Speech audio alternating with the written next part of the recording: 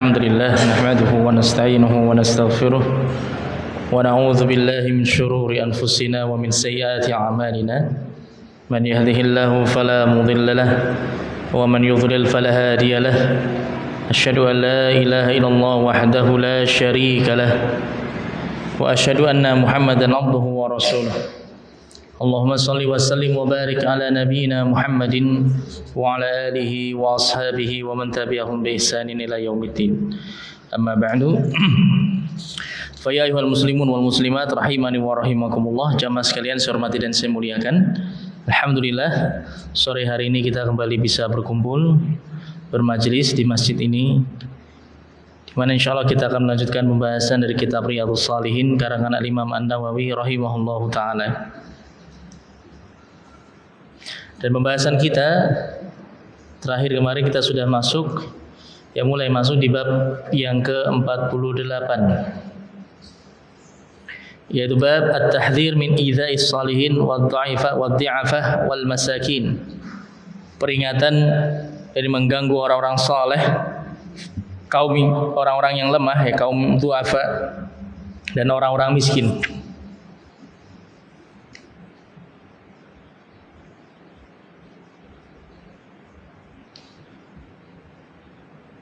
Ya, kita akan sebutkan dalilnya dari Al-Quran yang disebutkan di sini terkait dengan bab kita. Kalau Allah Subhanahu wa taala berfirman dalam surat Al-Ahzab ayat 58. Ya, dalam surat Al-Ahzab ayat 58. Walladzina yu'dzuna al-mu'minina wal mu'minati bighairi maktasabu faqad ihtamalu buhtanan wa itsman mubina. Dan orang-orang yang mengganggu orang-orang yang beriman dan orang-orang yang beriman baik laki-laki maupun wanita, ya, orang-orang yang mengganggu orang-orang yang beriman laki-laki maupun wanita bighairi maktasabu, tanpa disebabkan karena perbuatan yang dilakukan oleh kaum mukminin maupun mukminah tadi. Jadi tanpa ada suatu pelanggaran, suatu perbuatan buruk yang dilakukan oleh kaum mukminin maupun mukminah. Ya. Jadi artinya siapapun yang memberikan gangguan, yang mencela, yang merendahkan, yang mengganggu orang-orang beriman tanpa disebabkan pelanggaran yang mereka lakukan, faqad ihtamalu buhtanan wa itsman mubina, maka sungguh mereka telah memikul dosa kebohongan, kedustaan dan dosa yang nyata. Ya, mereka memikul dosa buhtan, kebohongan, kedustaan. Haitsu adzahum bighairi sabab, ya, karena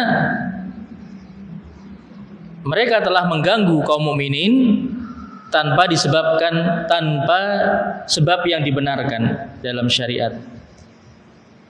Artinya di sini suatu bentuk ucapan yang menyakitkan atau perbuatan yang menyakiti kaum mukminin maupun mukminah itu dilakukan oleh mereka tanpa sebab-sebab yang diperbolehkan dalam syariat. Ya. Beda halnya kalau disebabkan karena suatu pelanggaran yang kemudian seorang mukmin atau seorang mukminah harus dijatuhi hukuman. Ya, maka tentunya hukuman ini sesuatu yang menyakitkan, sesuatu yang menimbulkan keburukan kepada mereka. Tapi karena itu merupakan suatu hak, suatu ketentuan di dalam Islam, maka yang seperti ini tentunya tidaklah masuk ke dalam ayat ini. Ya. Jadi yang dijelaskan atau yang dimaksudkan di dalam ayat ini adalah gangguan, celaan ataupun perbuatan-perbuatan buruk yang lainnya, baik dengan ucapan maupun dengan perbuatan terhadap orang-orang yang beriman, baik laki-laki maupun wanita, itu semua dilakukan bukan atas dasar pelanggaran yang mereka lakukan. Jadi mereka melakukannya benar-benar karena perbuatan melampaui batas, kezaliman. Ya. Maka orang-orang seperti ini mereka memikul dosa yang besar. Yatawa'adullahu alladhina yansibuna ilal mu'minin wal mu'minat ma hum bara'un minhu lam ya'maluhu wa lam yaf'aluhu ala sabilil aib wat tanaqqus lahum. Jadi di dalam ayat ini Allah Subhanahu wa taala memberikan ancaman kepada orang-orang yang menyematkan, yang melontarkan tuduhan-tuduhan, celaan-celaan, hinaan-hinaan, atau bahkan perlakuan-perlakuan yang kasar kepada orang-orang yang beriman, laki-laki maupun wanita, sedangkan mereka semua bara'un minhu, berlepas diri dari semua tuduhan tersebut. Ya, saudara-saudaranya dari kaum mukminin maupun mukminah, ya, atau mereka orang-orang yang mendapatkan gangguan tersebut baik dari kalangan laki-laki maupun wanita, sedangkan mereka beriman, ya mereka semua berlepas diri dari tuduhan-tuduhan tersebut. Mereka semua tidak layak untuk diperlakukan sedemikian rupa. Ya. Mereka tidak melakukan apa yang dituduhkan. Ya, mereka tidak mengucapkan apa yang dituduhkan. Ya. Tapi semua itu dilakukan atas dasar atau tujuannya untuk merendahkan dan menghina kaum mukminin dan mukminah. Maka orang-orang seperti ini fahaulai ihtamalu buhtanan. Maka mereka yang melakukan perbuatan seperti ini, mereka memikul dosa kebohongan, kedustaan. Waqa'u fil itsmi al mubin, dan mereka terjatuh ke dalam dosa yang nyata.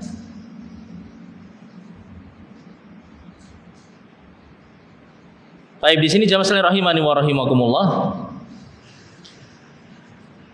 Jadi artinya di dalam ayat ini Allah Subhanahu wa taala menjelaskan siapapun orangnya yang memberikan gangguan, yang memberikan ucapan, yang menyampaikan ucapan maupun melakukan perbuatan yang tidak pantas kepada orang-orang yang beriman, ya. Dan seringkali didasari dengan tuduhan-tuduhan yang dusta, yang itu seharusnya tidak disematkan ataupun tidak dilontarkan kepada mereka, karena mereka semua berlepas diri dari semua tuduhan tersebut. Artinya tidak layak untuk mendapatkan tuduhan-tuduhan tersebut. Ya. Maka perbuatan seperti ini termasuk perbuatan dosa yang besar.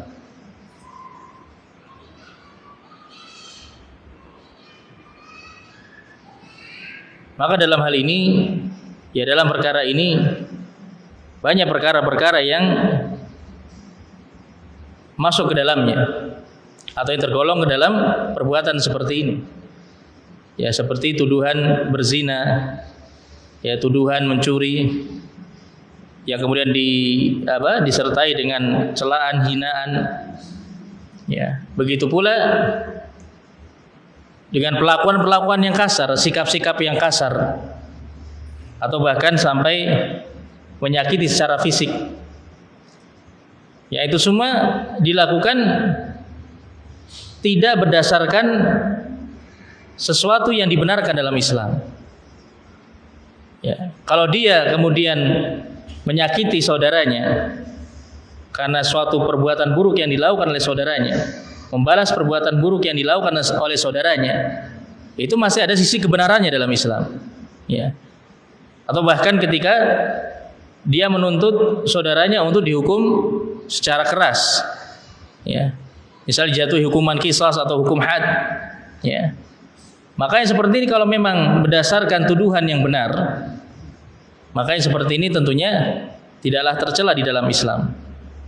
Tapi kalau kemudian dia memberikan gangguan, memberikan perlakuan yang buruk kepada orang-orang yang beriman tanpa disebabkan pelanggaran yang mereka lakukan, maka hakikatnya ini merupakan sebuah kezaliman, sebuah kedustaan, ya, sesuatu yang seharusnya tidaklah dilakukan oleh seorang hamba.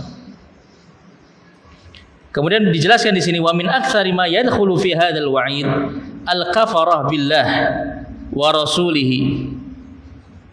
Tentunya yang paling layak untuk dimasukkan ke dalam ancaman di dalam ayat ini tentunya mereka adalah orang-orang kafir.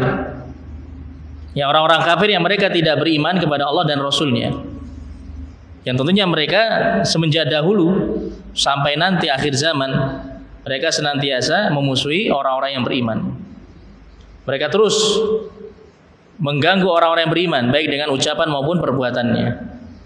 Maka mereka yang paling layak untuk masuk ke dalam ancaman di dalam ayat ini. Tsumma asy-Syiah ar-Rafidh. Kemudian berikutnya kelompok Syiah Rafidhah. Ya, mereka juga layak untuk dimasukkan ke dalam ancaman di dalam ayat ini. Alladzina yantaqisuna as-sahabah wa ya'ibunahum bima qad barra'ahumullahu minhu. Di mana mereka telah merendahkan, menghina para sahabat Rasulullah sallallahu alaihi wasallam ridwanullah alaihim ajma'in. Ya, yang dicela, yang dihina, yang dizalimi itu bukan orang-orang beriman sembarangan, tapi adalah para sahabat Rasulullah sallallahu alaihi wasallam. Orang-orang yang paling beriman di atas muka bumi ini. Ya, setelah Rasulullah sallallahu alaihi wasallam. Ya, di kalangan umat ini. Dicela, dihina, ya. Diberikan tuduhan-tuduhan dusta. Yang itu semua tentunya merupakan perkara-perkara yang Allah Subhanahu wa taala melepaskan diri para sahabat dari semua tuduhan tersebut. Ya, Allah sendiri yang memberikan tazkiyah, memberikan pujian kepada para sahabat. Allah sendiri yang menyebutkan bahwasanya Allah telah ridha kepada mereka. Tapi orang-orang Syiah Rafidhah mereka dengan lancangnya, ya, dengan beraninya mereka menjatuhkan harga diri dan kemuliaan para sahabat radhiyallahu anhum ajma'in. Ya, tentunya orang-orang Syiah Rafidhah mereka termasuk yang paling layak untuk masuk ke dalam ancaman pada ayat tersebut. Wa yasifunahum binaqidhi ma akhbarallahu anhum. Dan mereka orang-orang Syiah mensifati para sahabat dengan sifat-sifat yang berkebalikan dengan apa yang telah Allah Subhanahu wa taala beritahukan tentang mereka. Ya. Semua itu merupakan kedustaan yang dilakukan oleh orang-orang Syiah. Fa inna Allah azza wa jalla qad akhbara annahu qad radiya 'anil muhajirin wal ansar wa madahahum. Ya. Karena sungguhnya Allah Subhanahu wa taala telah memberitahukan bahwa Allah telah ridha, bahwa Dia telah ridha kepada para sahabat muhajirin maupun sahabat ansar, dan Allah telah memberikan pujian-pujian kepada mereka. As-sabiqunal awwaluna minal muhajirin wal ansar walladzina tabauhum bi ihsan radhiyallahu anhum wa radu anhu. Ya, dalam surah At-Taubah ayat yang 100. Ya. As-sabiqunal awwalun, mereka para sahabat yang pertama-tama masuk Islam. Ya, sejak hari-hari pertama dakwah Rasulullah mereka sudah masuk Islam. Ya. Dan juga di masa-masa awal hijrahnya Rasulullah SAW ke Madinah. Dari kalangan muhajirin dan ansar dan orang-orang yang mengikuti mereka dengan baik. Allah sebutkan radhiyallahu anhum wa radu anhu. Allah ridha kepada mereka dan mereka pun ridha kepada Allah Subhanahu wa taala. Wa haula'il jahalah al-aghbiya yasubbunahum wa yantaqisunahum. Sedangkan mereka ini orang-orang Syiah, ya, mereka orang-orang yang jahil, orang-orang yang dungu. Mereka dengan beraninya mencela dan merendahkan para sahabat. Ya. Ini jelas, ini merupakan perkara yang bertentangan dengan salah satu prinsip akidah Ahlussunnah wal Jamaah, dan ini bisa menyebabkan seseorang terjatuh ke dalam kekufuran, batal keislamannya, ya, dengan mencela para sahabat Rasulullah sallallahu alaihi wasallam radhiyallahu anhum ajma'in. Wa yadhkuruna anhum ma lam yakun wala fa'aluhu abadan. Di mana mereka dengan beraninya menyebutkan tentang para sahabat perkara-perkara yang itu sama sekali mereka tidak pernah melakukannya. Ya, tidak pernah dilakukan oleh para sahabat. Fahum fil haqiqah munkisu al-qulub. Maka hakikatnya mereka adalah orang-orang yang telah terbalik hatinya. Yang hak mereka pandang sebagai kebatilan, sedangkan kebatilan mereka yakini sebagai kebenaran. Orang-orang terbaik mereka sifati dengan orang-orang yang paling buruk keadaannya. Sedangkan orang-orang yang paling buruk keadaannya mereka muliakan, mereka angkat seakan-akan mereka adalah orang-orang yang terbaik. Itulah golongan orang-orang Syiah Rafidhah. Ya, di mana kebanyakan para ulama menetapkan mereka adalah kelompok yang keluar dari Islam. Bukan termasuk 73 golongan yang disebutkan oleh Rasulullah SAW di dalam hadis Iftiraqul Ummah yang kita ketahui. Di mana 73 golongan tersebut itu masih masuk di dalam daerah Islam. Ya, masih disebut kaum muslimin. Ya. Sedangkan Syiah Rafidhah mereka telah kufur, terjatuh ke dalam kufur akbar. Jadi mereka bukan bagian dari kaum muslimin. Yadhummuna al-mamduhin wa yamdahuna al-madhmumin. Mereka mencela orang-orang yang terpuji dan justru mereka memuji orang-orang yang tercela. Ya, demikianlah keadaan orang-orang Syiah. Maka oleh karena itu jamaah sekalian rahimani wa rahimakumullah, ya karena sedemikian rupa ancaman dari Allah Subhanahu wa taala terhadap mereka, orang-orang yang memberikan gangguan, hinaan, celaan pada orang-orang yang beriman, maka jangan sampai kita termasuk orang-orang yang terjatuh dalam perkara ini. Ya, akhirnya kita pun menyerupai orang-orang kafir dan orang-orang Syiah Rafidhah.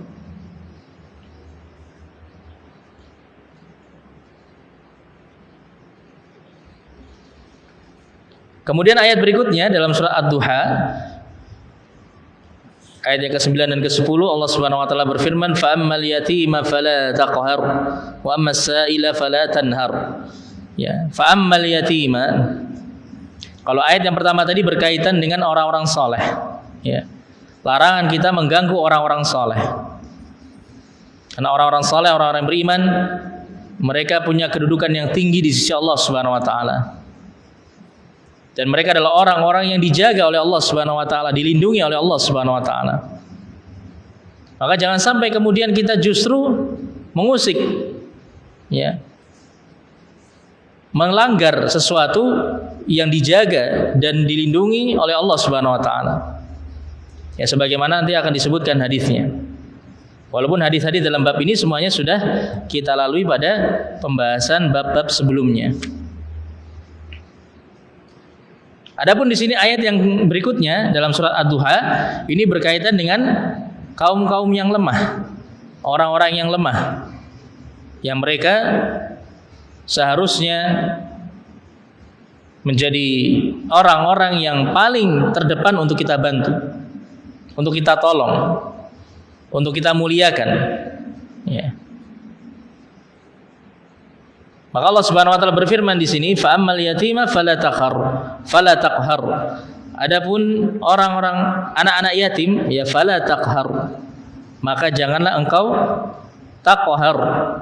Taqhar itu bersikap buruk. Ya. Bermuamalah dengan muamalah yang buruk. Itu bersikap buruk kepada anak-anak yatim.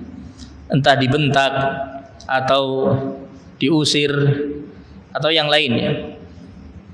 Jadi segala macam bentuk perilaku-perilaku yang buruk yang itu bisa menyakiti hati anak yang yatim. Ini dilarang di dalam ayat ini.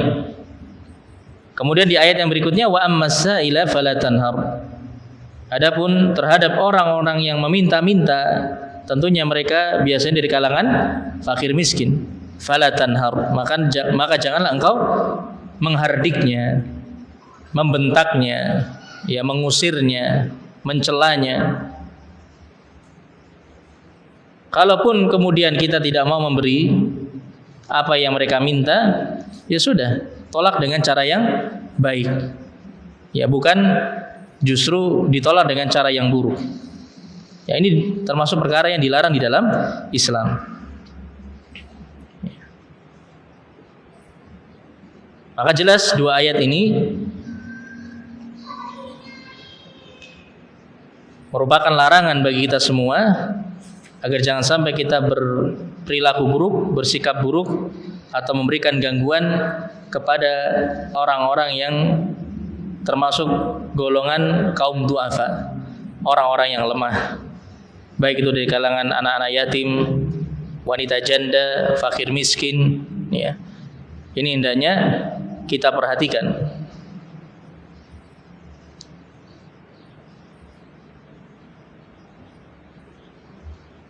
Kemudian dilanjutkan di sini wa amal ahadits, ya, Imam An-Nawawi rahimahullah taala mengatakan wa amal ahadits, adapun hadis-hadis yang bisa masuk ke dalam pembahasan bab ini fakatsiratun, maka sangatlah banyak kalau mau kita sebutkan, ya. Minha di antaranya di sini disebutkan ada 3 hadis, dan semua hadis-hadis ini sekali lagi sudah pernah berlalu pembahasannya di bab-bab sebelumnya.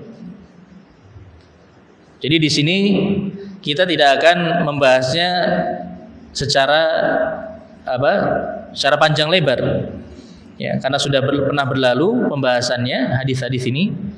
Di sini juga tidak diulangi lagi penjelasannya atau penjabarannya oleh Syekh Salim bin Nu'aid Al-Hilali hafizahullah taala.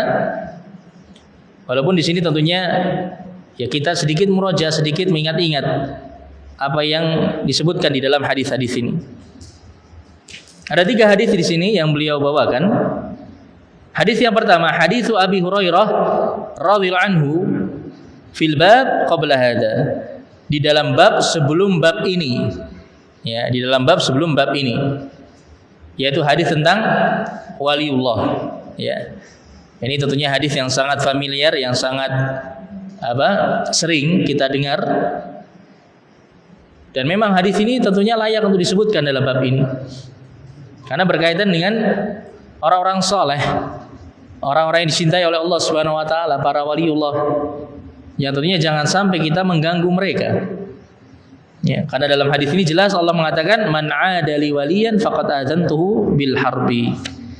Siapapun yang memusuhi para waliku, maka sungguh aku deklarasikan peperangan dengannya. Aku umumkan peperangan dengannya. Ini jelas merupakan ancaman yang sangat-sangat keras dari Allah Subhanahu wa taala. Ya. Dan tentunya memusuhi di sini melakukan berbagai macam bentuk perbuatan i'tida. Ya. Perbuatan buruk yang menunjukkan sikapnya yang buruk kepada orang-orang saleh. Ucapannya yang buruk, perilakunya yang buruk, sikapnya yang menunjukkan kezaliman. Ya, yang termasuk ke dalam bentuk kezaliman. Yang itu seringkali muncul karena ketidaksukaannya kepada orang-orang saleh. Ya. Seringkali kezaliman itu terjadi karena adanya kebencian, ya, adanya kebencian kepada orang lain. Maka jangan sampai kita termasuk orang-orang yang justru membenci hamba-hamba Allah yang dicintai oleh Allah Subhanahu wa taala. Ini fatal akibatnya. Jangan sampai justru kita memusuhi orang-orang yang itu termasuk hamba-hamba Allah yang Allah cintai, yang Allah ridhoi, yang Allah lindungi. Ya. Maka tentunya kita tidak akan bisa selamat dari ancaman Allah Subhanahu wa taala. Ya.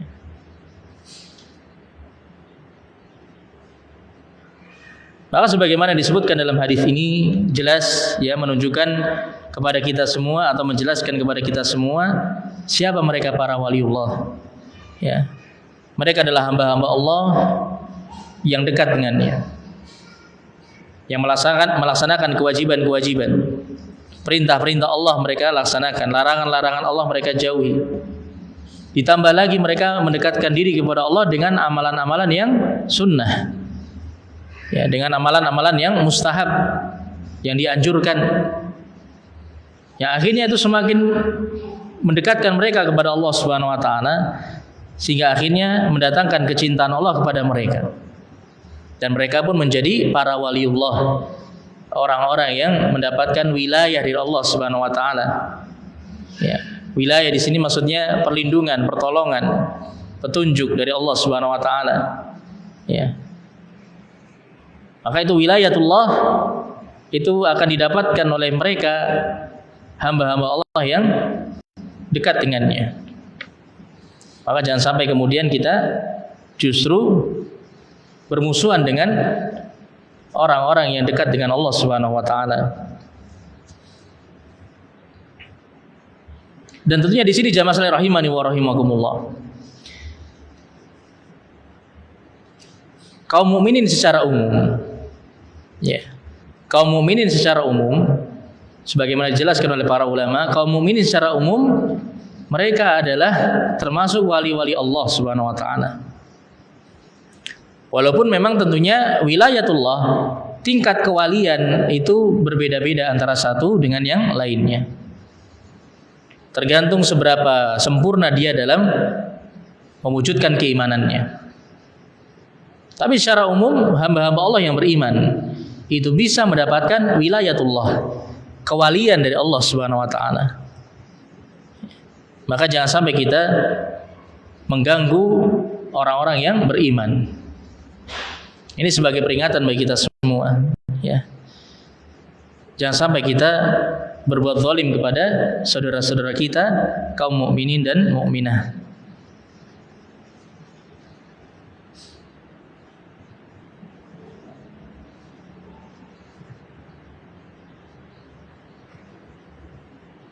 Kemudian hadis berikutnya, wa minha haditsu Sa'ad ibn Abi Waqqas radhiyallahu anhu as-sabiq fi bab mulatafatil yatim.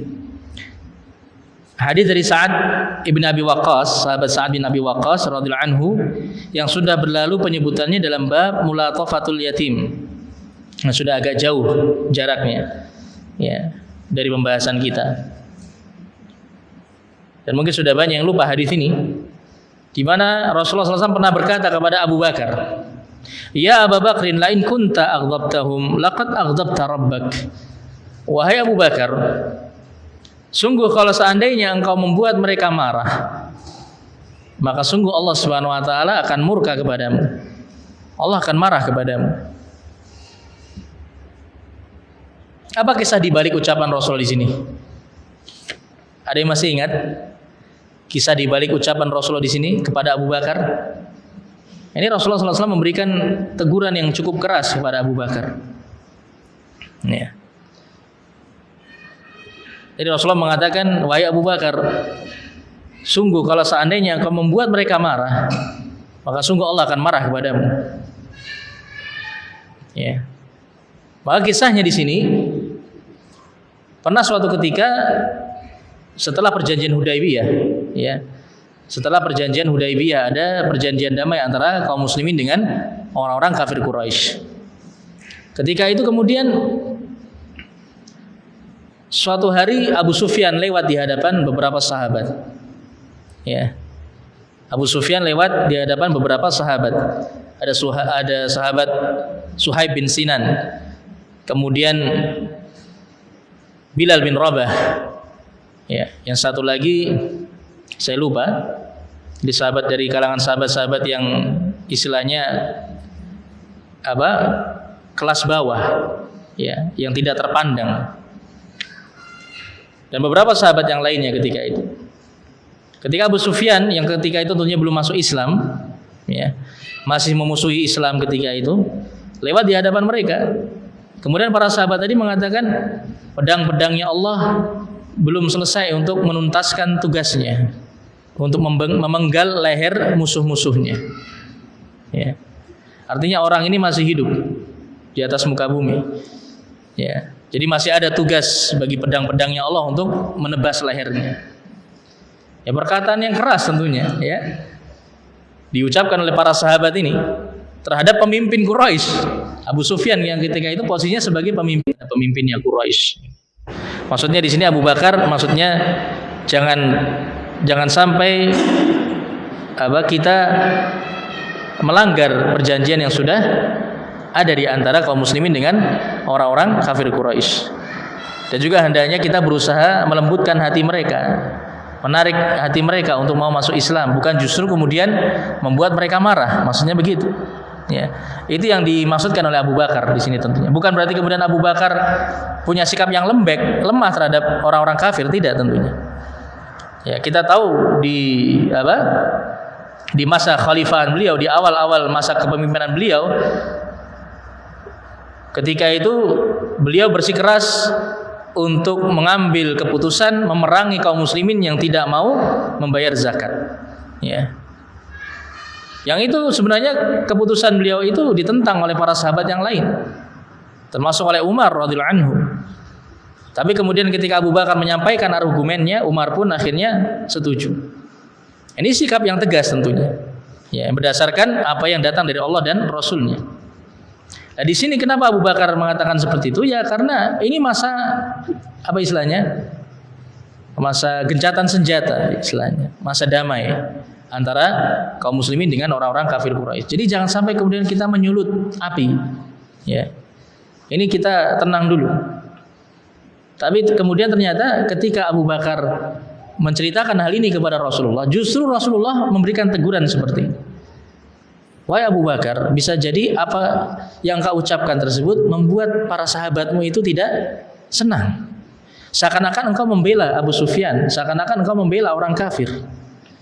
Ya, kalau seandainya engkau membuat mereka marah, para sahabatmu marah, sedangkan mereka adalah hamba-hamba pilihan. Mereka para waliullah. Walaupun tentunya Abu Bakar juga waliullah.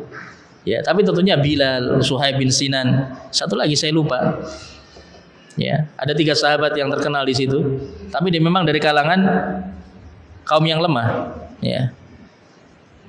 Yang tentunya mereka memiliki keimanan yang kuat.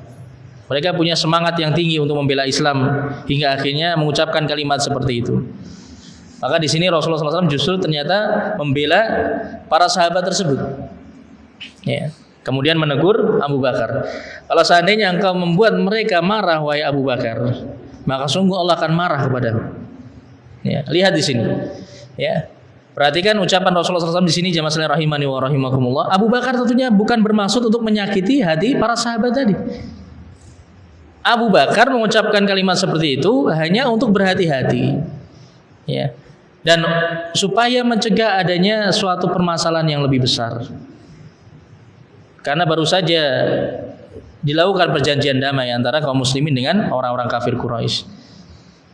Ya. Tapi ternyata apa yang diucapkan oleh Abu Bakar tadi bisa jadi menyakiti hati para sahabatnya, yang kemudian itu bisa menyebabkan kemarahan dari Allah Subhanahu wa taala. Ini hal seperti ini saja mendapatkan teguran yang keras dari Rasulullah sallallahu alaihi wasallam, dan yang ditegur Abu Bakar bukan manusia sembarangan. Ini manusia yang terbaik setelah para nabi dan para rasul. Ketika melakukan kesalahan yang mungkin itu tidak disengaja, itu saja mendapatkan teguran yang keras dari Rasulullah sallallahu alaihi wasallam. Maka apalagi orang-orang yang mereka memang sengaja untuk menyakiti hati kaum mukminin, ya, atau bahkan mungkin menyakiti secara fisik. Tentunya ini merupakan pelanggaran yang jauh lebih berat. Maka ketika mendapatkan teguran seperti ini dari Rasulullah, Abu Bakar pun langsung sadar. Abu Bakar langsung rujuk, ya, langsung kembali kepada kebenaran. Artinya dia mengaku salah. Apa yang dia ucapkan itu keliru.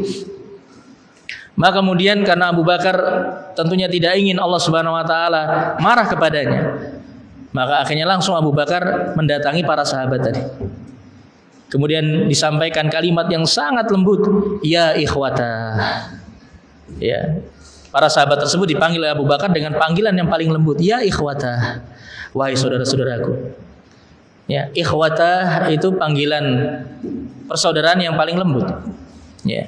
Enggak sekedar ya ikhwan, ya ikhwah atau ya ikhwata. Itu dalam bahasa Arab itu sangat lembut kalimatnya. Wahai saudara-saudaraku, apakah aku telah membuat kalian marah? Abu Bakar langsung bertanya seperti ini, jamaah. Ya. Abu Bakar tidak gengsi, tidak apa? Tidak malu untuk mengakui kesalahannya. Kemudian langsung bertanya seperti ini kepada para sahabat tersebut. Apakah aku telah membuat kalian marah dengan ucapanku tadi? Kemudian akhirnya para sahabat tadi mereka mengatakan, la yaghfirullahu laka ya akhi. Ya. Tidak wahai Abu Bakar, semoga Allah mengampunimu wahai saudaraku. Ya. Masya Allah. Ini menunjukkan bagaimana sesuatu yang bisa menyakiti orang-orang yang beriman, apalagi mereka orang-orang yang dekat dengan Allah Subhanahu wa taala, itu bisa mendatangkan kemurkaan Allah. Maka hati-hati jemaah. Bisa jadi kehidupan kita menjadi carut marut, penuh dengan keburukan, penuh dengan masalah, ya. Penuh dengan hal-hal yang membuat kita menderita. Itu disebabkan karena kita pernah menyakiti orang-orang yang dekat dengan Allah Subhanahu wa taala. Hamba-hamba Allah yang seharusnya kita memuliakan mereka, kita menghormati mereka, kita menjaga hak-hak mereka. Ya, ini luar biasa tentunya. Yang seperti ini harus menjadi bahan muhasabah bagi kita semua. Jangan sampai kita menzalimi orang lain, apalagi mereka orang-orang yang dekat dengan Allah Subhanahu wa taala. Kemudian hadis yang terakhir satu lagi di sini yang juga sebenarnya sudah pernah kita lalui dalam bab ta'zim hurumatil muslimin. Ya. Disebutkan hadisnya dari Jundub ibnu Abdullah radhiyallahu anhu qala Rasulullah sallallahu alaihi wasallam. Rasulullah SAW pernah bersabda, dari sahabat Jundub bin Abdullah, ya, Rasulullah SAW pernah bersabda, man shalla salata subhi fahuwa fi dhimmatillah. Barang siapa yang salat subuh, maka dia berada di dalam tanggungan Allah Subhanahu wa taala, berada di dalam penjagaan Allah Subhanahu wa taala. Ya, fi amanillah wa dhamanatihi. Ya, berada dalam jaminan keamanan dari Allah Subhanahu wa taala. Siapapun yang sholat subuh, ini salah satu keutamaan sholat subuh. Ya, salah satu keutamaan sholat subuh. Siapapun yang sholat subuh, di sini Rasulullah tidak mengatakan jamaatan, ya secara berjamaah, tidak. Sholat subuh secara umum, baik dilakukan secara berjamaah ataupun tidak. Ya, walaupun tentunya keutamaan sholat berjamaah bagi laki-laki tentunya ma'ruf kita ketahui. Tapi di sini Rasulullah menyebutkan tanpa ada embel-embel berjamaah, ya. Jadi siapapun yang sholat subuh, termasuk tentunya para wanita, ya, kaum mukminah yang mereka sholat di dalam rumahnya, sholat sendiri dalam rumahnya, tentunya termasuk dalam hadis ini. Maka dia berada dalam penjagaan Allah Subhanahu wa taala. Artinya hamba tersebut diberikan jaminan keamanan oleh Allah Subhanahu wa taala dari segala macam gangguan, dari segala macam keburukan. Ya, dan siapapun yang berani melanggar, berani untuk merusak jaminan keamanan ini, ya, dia berani mengganggu hamba yang sudah diberikan jaminan keamanan oleh Allah Subhanahu wa taala. Maka kita lihat di sini Rasulullah mengatakan fala yatlubannakumullahu min zimmati bi syai'. Maka jangan sampai Allah Subhanahu wa taala menuntut kalian dalam suatu perkara yang itu merupakan bagian dari apa yang dijaga oleh Allah Subhanahu wa taala. Bagian dari penjagaan dari Allah Subhanahu wa taala, jaminan dari Allah Subhanahu wa taala. Allah sudah menjamin seorang hamba dijaga olehnya sepanjang hari ketika dia sudah salat subuh. Maka kalau kemudian kita mengganggu hamba tersebut, berarti sama saja kita tidak menghargai, tidak memuliakan, tidak menghormati zimmah Allah Subhanahu wa taala terhadap hamba tersebut. Ya, ini besar perkaranya. Ya. Fa innahu man yatlubhu min zimmatihi bi syai'. Maka siapapun yang Allah tuntut dalam suatu perkara yang itu menjadi bagian dari tanggungan Allah Subhanahu wa taala, yudrikhu, niscaya Allah akan menangkapnya. Ya. Allah pasti akan menghukum hamba tersebut. Tsumma yakubbahu ala wajhi fi nari jahannam. Dan kemudian Allah sungkurkan hamba tadi di atas wajahnya ke dalam neraka Jahannam. Ya, naudzubillahi min dzalik. Rawahu Muslim. Hadis ini diriwayatkan oleh Imam Muslim. Ya, jadi jamaah sekalian rahimani wa rahimakumullah. Ya, hadis ini yang menunjukkan kepada kita semua ancaman bagi siapapun yang mengganggu orang-orang yang beriman, yang dia merobek batasan atau hijab yang Allah Subhanahu wa taala telah berikan bagi hamba-hamba yang beriman berupa penjagaan dari Allah Subhanahu wa taala. Allah berikan jaminan keamanan. Ya, jadi ketika misalnya seseorang memberikan jaminan keamanan kepada orang lain, ya, kemudian kita mengganggu orang yang diberi jaminan keamanan tadi, berarti sama saja kita tidak menghormati orang yang telah memberikan jaminan tadi. Dan yang seperti ini dalam Islam itu benar-benar dijaga. Orang-orang kafir saja yang mendapatkan jaminan keamanan dari pemerintah kaum muslimin atau dari individu kaum muslimin yang memberikan jaminan keamanan kepada orang kafir tersebut ketika dia tinggal di negeri Islam, itu dijaga dalam Islam. Tidak boleh dilanggar hak-haknya. Tidak boleh diambil hartanya, ditumpahkan darahnya. Apalagi kalau ini penjagaan langsung dari Allah Subhanahu wa taala.